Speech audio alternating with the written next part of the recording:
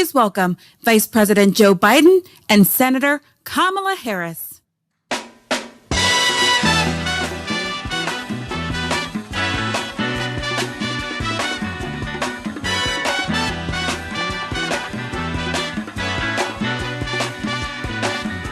Hush now, child, and don't cry. Hello. Thanks for being here. I wish we were able to talk to the folks outside, but we're keeping our social distancing and playing by the rules. Good afternoon, everyone. To me and to Kamala, this is an exciting day. It's a great day for our campaign, and it's a great day for America, in my view. Over the past several weeks, I've had the incredible privilege of meeting and spending a good deal of time with a group of talented women leaders, all of whom are qualified to be president. With each one, the more I learned about them, the more I talked to them, the more impressed I was, even though I knew them before. I want to thank each and every one of them for being part of this process, and I look forward to working with them as we rebuild this country to get elected and once we are elected, God willing. I approach this with a seriousness of purpose and of mind because this is a serious moment for our nation. We're at one of those inflection points. You've heard me say that before in our history. A life-changing election for this nation. And the choice we make this November is going to decide the future of America for a very, very long time. And I had a great choice, great opportunities. I had a great choice, but I have no doubt that I picked the right person to join me as the next Vice President of the United States of America, and that's Senator Kamala Harris. You know, and it seems Americans all across this nation, at least at the outset here, agree with me. Yesterday, we had our best grassroots fundraising day of the campaign, more than double our previous record, and in doing so, we set a single-day record for online political fundraising, and I think I know why. So I hope that you'll join us as well, those of you who listen today. Go to joebiden.com today. $5, $10, whatever. Kamala, as you all know, is smart. She's tough. She's experienced. She's a proven fighter for the backbone of this country, the middle class, for all those who are struggling to get into the middle class. Kamala knows how to govern. She knows how to make the hard calls. She's ready to do this job on day one. And we're both ready to get to work rebuilding this nation and building it better. As Attorney General of the largest state in the country, Kamala took on the big banks over mortgage fraud and won. Took on big oil when it wanted to pollute without consequences. She was a pioneer in marriage equality and tackled the gun lobby. You know, we've all watched her in the United States Senate go toe-to-toe with Trump officials, trying to hide the truth, asking the tough questions needed to be asked, and not stopping until she got an answer. And when none was forthcoming, it was obvious what the answer was. As a member of the Intelligence Committee and the Judiciary Committee, she's been the center in the middle of the most critical national security challenges our country faces. Well aware of all the threats to this nation and ready to respond to them. And as a child of immigrants, she knows personally how immigrant families enrich our country, as well as the challenges of what it means to grow up Black and Indian American in the United States of America. Her story is America's story, different from mine in many particulars, but also not so different in the essentials. She's worked hard. She's never backed down from a challenge. And she has earned each and every of the accolades and achievements that she has gained, many of them often in the face of obstacles that others put in her way, but never quit.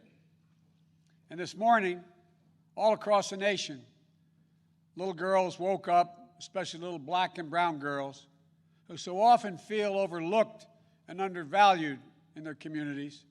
But today, today, just maybe, they're seeing themselves for the first time in a new way as the stuff of president and vice presidents. In her campaign in the primary, Kamala often talked about what she referred to as the 3 a.m. agenda, about moms and dads awake late at night in their kitchens, worried, scared, uncertain about how they were going to take care of their families, about how they were going to pay the bills, about how they were going to make it, simply make it. Growing up in Scranton and Claymont, Delaware, I saw that struggle with my family as well. Kamala saw it with hers as well. And millions of Americans are living that struggle as we speak, especially in this moment of crisis, especially with so many jobs lost. Kamala and I both know that all folks are looking for, as my dad would say, is an even shot. Just give me a shot, a fair shot, a shot at making it. And it'll be the work of our administration to make sure they get a fair shot. Working families need someone on their side in this nation because they certainly don't have anyone in the president now on their side. That's going to change in the Biden-Harris administration. It's going to be gratifying to see the strong, enthusiastic reaction to Senator Harris as our next vice president. You know, it comes from people all over the country. It's already occurring. All over the country. All ideological views, all backgrounds. Events, of course, we are predictable, some of them. It comes from all over, except, of course, from Donald Trump's White House and his allies. You all knew it was coming. You could have set your watches to it. Donald Trump has already started his attacks, calling Kamala, quote, nasty, whining about how she is, quote, mean to his appointees. It's no surprise, because whining is what Donald Trump does best, better than any president in American history. Is anyone surprised Donald Trump has a problem with a strong woman or strong women across the board? We know that more is to come. So let's be clear. If you're a working person, worried about whether or not you'll have a job to go to, whether or not you'll be able to pay your mortgage, pay your rent, worried about the poison in the air you breathe, the water you drink, worried about your civil rights, even your basic right to dignity, which is under attack with this administration. Kamala Harris has had your back, and now we have to have her back. She's going to stand with me in this campaign, and all of us are going to stand up for her. On January 20th, 2021, we're all going to watch Senator Harris raise her right hand and swear the oath of office as the first woman ever to serve in the second highest office in America, in this land. And then we're going to get to work fixing the mess that President Trump and Vice President Pence have created, both at home and abroad, through 4 years of mismanagement and coddling of terrorists and thugs around the world. Not only will America dig itself out of this hole they put us in, we're going to build back, and we're going to build back better. We have a public health crisis while he's in court trying to do away with health care. With more than 5 million reported infections, 165,000 people dead and climbing as a consequence of COVID-19. And still, months later, no real leadership or plan from the President of the United States how to get this pandemic under control.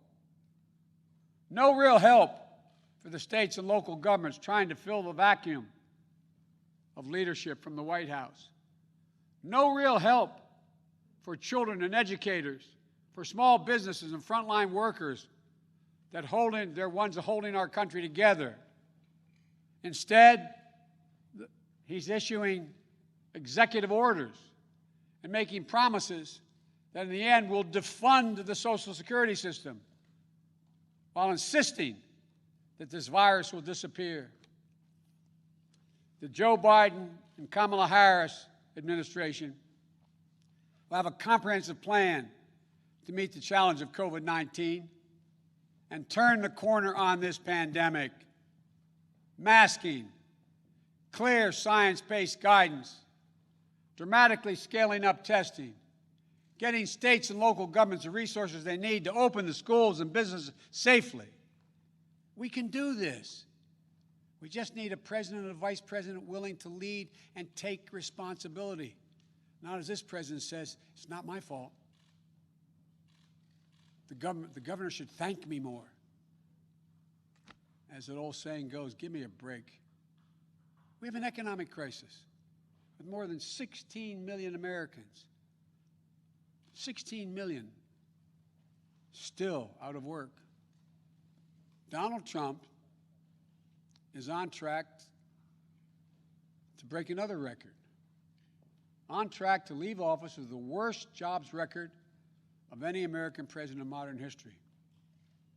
But instead of doing the hard work of meeting face-to-face with congressional leaders, Democrats and Republicans in the White House, like every other president has done in a crisis, to get Americans the relief they need and deserve, Donald Trump is on the golf course. If I told you this 3 years ago, you'd look at me like I was being crazy. He hasn't even met with the leadership. He doesn't have time, it appears. We have a climate crisis that Donald Trump refuses to even acknowledge. When he thinks about climate change, all we hear is the word hoax. The Biden-Harris administration is going to meet the climate crisis, protect the health of the American public. And along the way, we're going to deliver one word: jobs, good-paying jobs. We have a racial justice crisis. Donald Trump seeks only to inflame it with his politics of racist rhetoric and appeals to division. You know, today is not only the day I'm proud to introduce Senator Kamala Harris as the vice presidential nominee of the Democratic Party. It's also the 3rd anniversary of that terrible day in Charlottesville. Remember what it felt like to see those neo-Nazis? Close your eyes. And those Klansmen, white supremacists, coming out of fields, carrying lighted torches, faces contorted, bulging veins, pouring into the streets of a historic American city, spewing the same anti-Semitic bile we heard in Hitler's Germany in the 30s. Remember how it felt to see a violent clash ensue between those celebrating hate and those standing against it? It was a wake-up call for all of us as a country. For me, it was a call to action. My father used to say, silence is complicity, not original to him, but he believed it. At that moment, I knew I couldn't stand by and let Donald Trump, a man who went on to say, when asked about what he thought, he said there were very fine people on both sides. Quote, very fine people on both sides. No president of the United States of America has ever said anything like that. See him continue to attack everything that makes America, America. I knew we were in the battle for the soul of the nation. That's when I decided to run.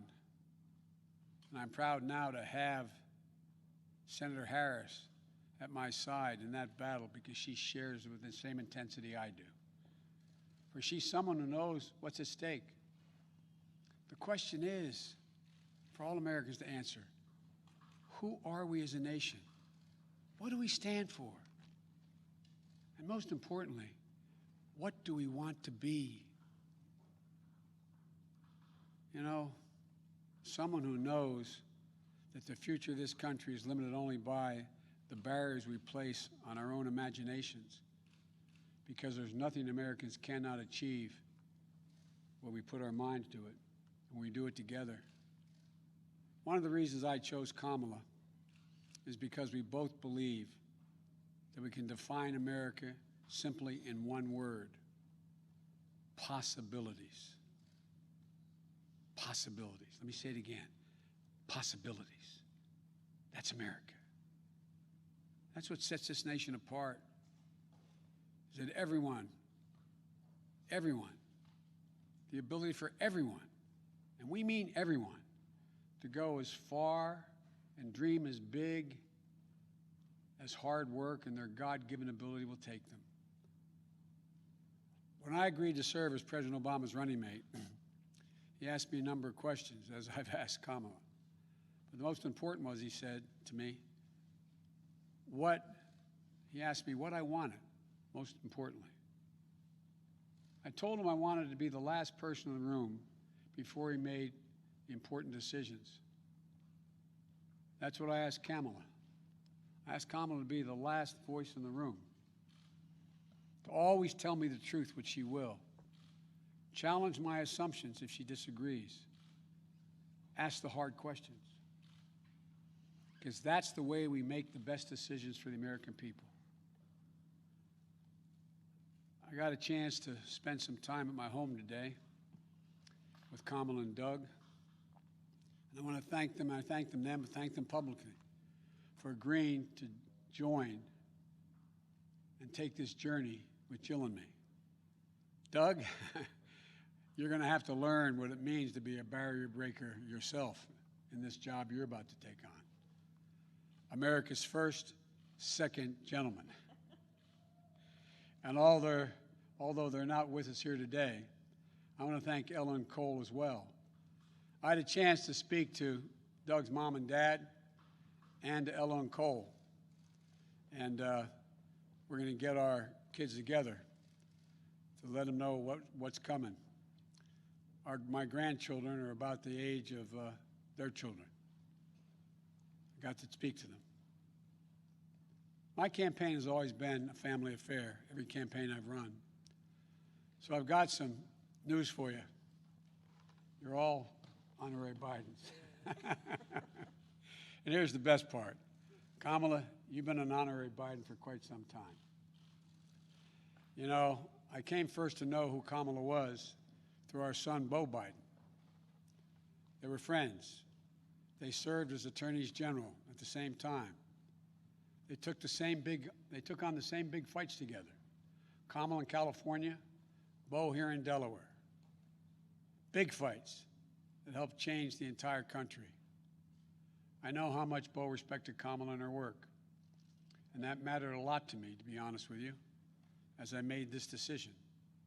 So now, we need to get to work, pulling this nation out of these crises we find ourselves in, getting our economy back on track, uniting this nation, and yes, winning the battle for the soul of America. My fellow Americans, now let me introduce to you, for the first time, your next Vice President of the United States, Kamala Harris. Kamala, the floor is yours. What do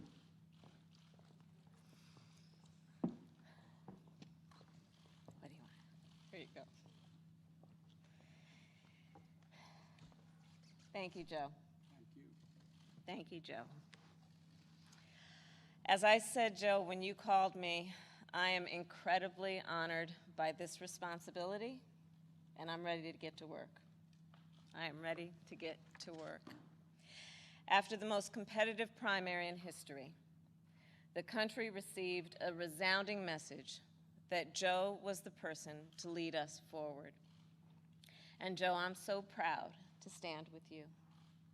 And I do so mindful of all the heroic and ambitious women before me, whose sacrifice, determination, and resilience makes my presence here today even possible. This is a moment of real consequence for America. Everything we care about, our economy, our health, our children, the kind of country we live in, it's all on the line. We're reeling from the worst public health crisis in a century. The president's mismanagement of the pandemic has plunged us into the worst economic crisis since the Great Depression. And we're experiencing a moral reckoning with racism and systemic injustice that has brought a new coalition of conscience to the streets of our country, demanding change. America is crying out for leadership. Yet we have a president who cares more about himself than the people who elected him.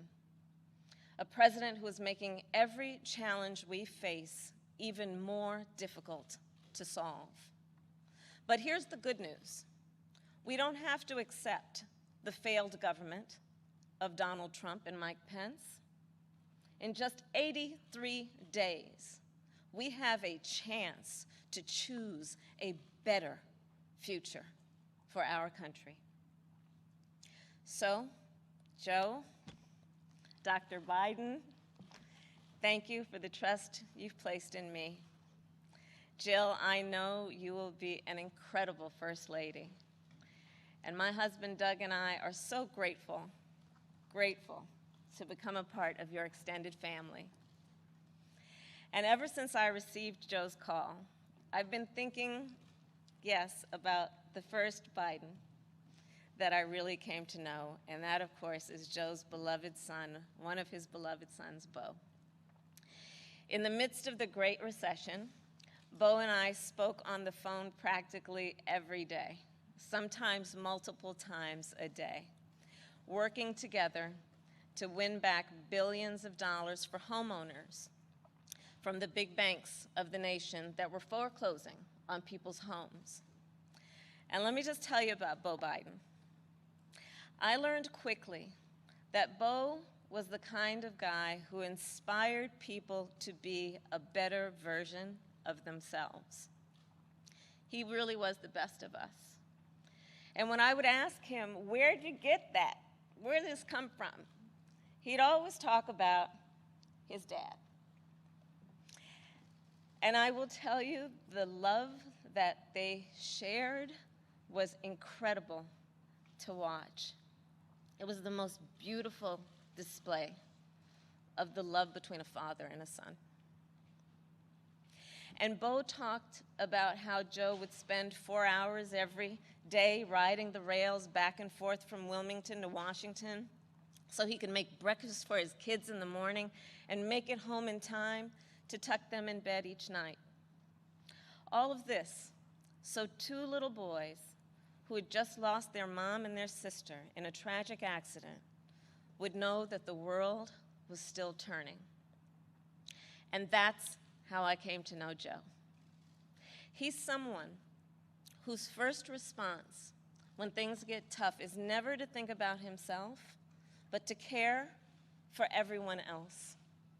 He's someone who never asks, why is this happening to me? And instead asks, what can I do to make life better for you? His empathy, his compassion, his sense of duty to care for others is why I am so proud to be on this ticket. And Joe and I, yes, we are cut from the same cloth. Family is everything to me too. And I cannot wait for America to get to know my husband Doug and our amazing kids Cole and Ella.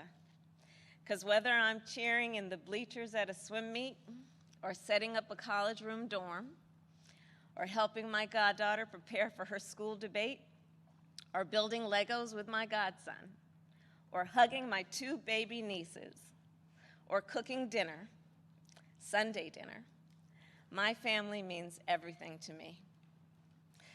And I've had a lot of titles over my career, and certainly vice president will be great, but Mamala will always be the one that means the most. And you know, my mother and father, they came from opposite sides of the world to arrive in America, one from India and the other from Jamaica, in search of a world-class education. But what brought them together was the civil rights movement of the 1960s. And that's how they met as students in the streets of Oakland, marching and shouting for this thing called justice in a struggle that continues today. And I was part of it. My parents would bring me to protests strapped tightly in my stroller. And my mother, Shamala, raised my sister Maya and me to believe that it was up to us and every generation of Americans to keep on marching. She'd tell us, don't sit around and complain about things, do something. So I did something. I devoted my life to making real the words carved in the United States Supreme Court, equal justice under law. And 30 years ago, I stood before a judge for the first time, breathed deep, and uttered the phrase that would truly guide my career and the rest of my career. Kamala Harris for the people. The people, that's who I represented as district attorney, fighting on behalf of victims who needed help. The people, that's who I fought for as California's Attorney General when I took on transnational criminal organizations who traffic in guns and drugs and human beings. And it's the people who I have fought for as a United States Senator, where I've worked every day to hold Trump officials accountable to the American people. And the people are who Joe and I will fight for every day in the White House. And let me tell you, as somebody who has presented my fair share of arguments in court, the case against Donald Trump and Mike Pence is open and shut. Just look where they've gotten us. More than 16 million out of work. Millions of kids who cannot go back to school. A crisis of poverty, of homelessness, afflicting Black, brown, and indigenous people the most. A crisis of hunger, afflicting 1 in 5 mothers who have children that are hungry. And tragically, more than 165,000 lives that have been cut short.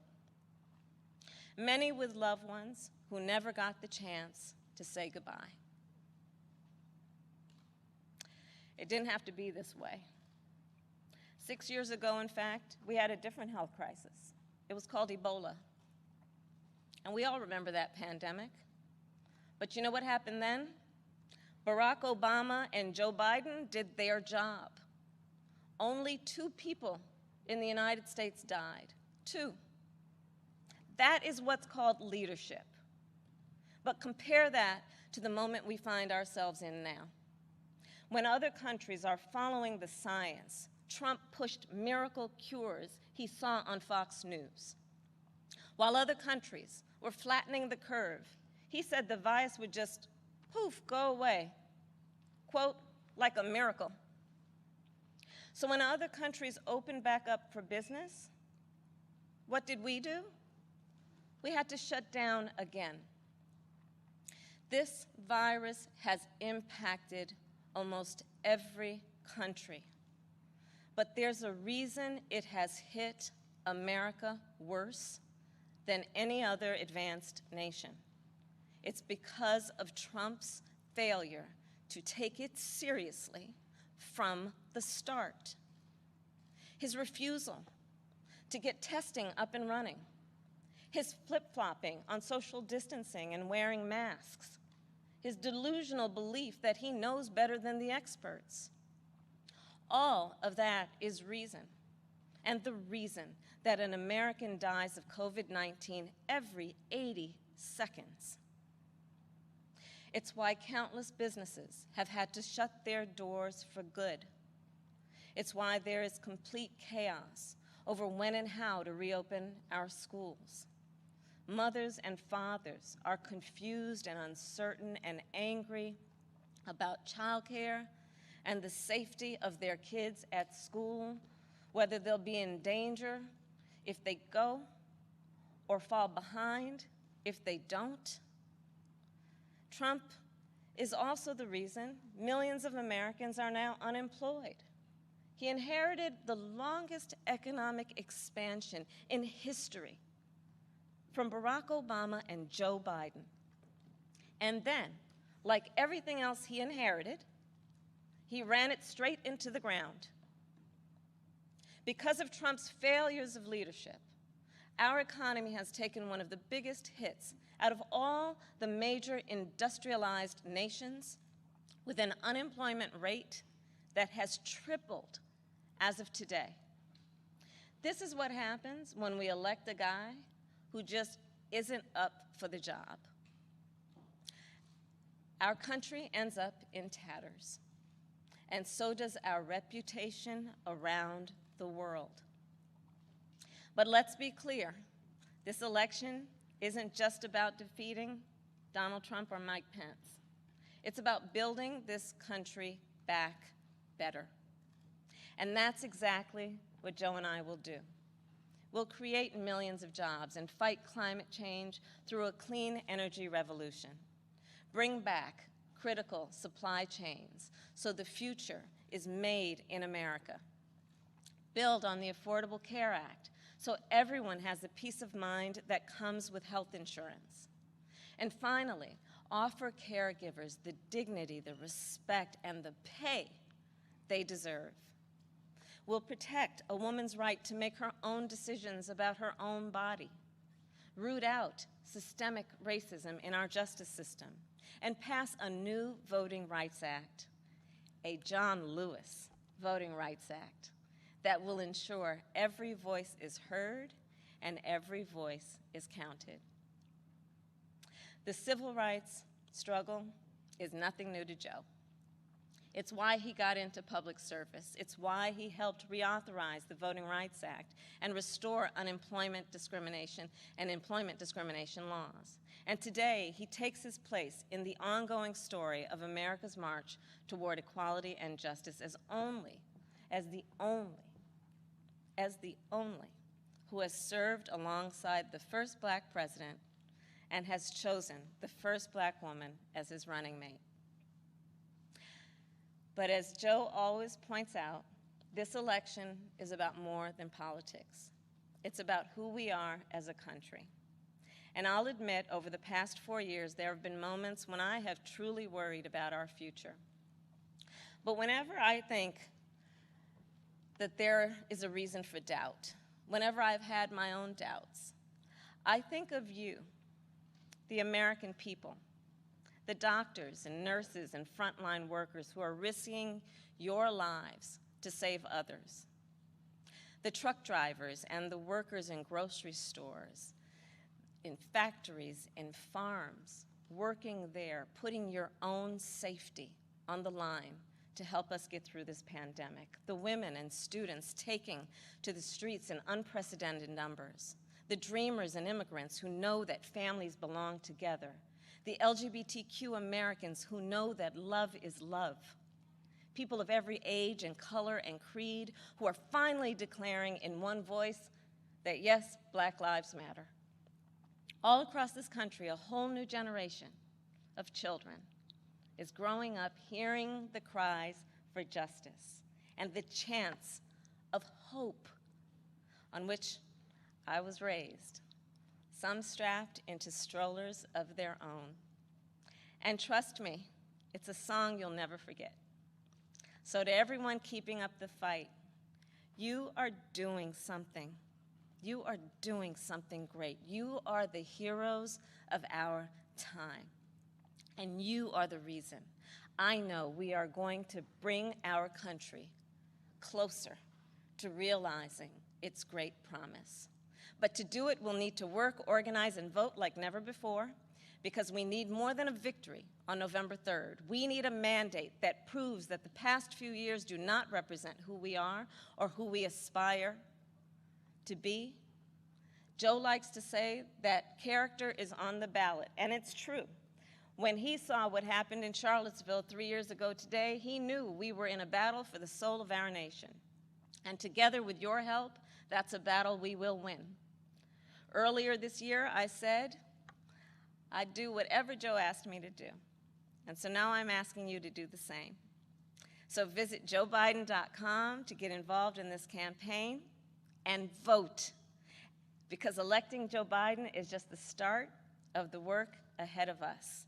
And I couldn't be prouder to be by his side, running to represent you, the people. Thank you, and may God bless the United States of America. Thank you.